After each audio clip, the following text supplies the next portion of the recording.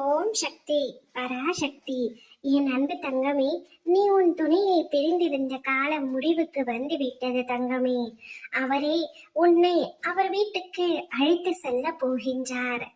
ஆனால் அதை அவராகவே எடுத்த முடிவு அல்ல.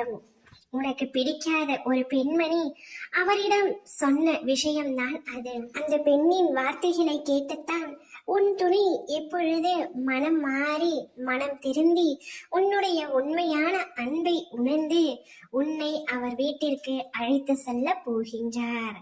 அந்த பெண்மணி யாரம்மா என்றுதானே கேட்கின்றாய்? தங்கமே, அவர் வேறு யாரும் அல்ல, உனக்கு நன்றாகவே பழக்கப்பட்டவர்தான். அவரது குடும்பத்தில் இருக்கும் ஒரு பெண்மணிதான். அவருக்கு அறிவுரையை கூறி அவரை மனம் மாற செய்து உன்னை அவருடன் சேர்த்து வைக்க வேண்டும் என்று நீண்ட நாட்களாக போராடி கொண்டிருக்கின்றார்.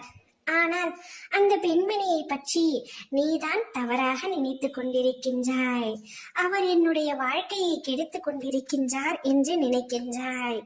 ஆனால் நீ நினைக்கும் அளவிற்கு அந்த பெண்மணி மோசமானவர் அல்ல தங்கமே.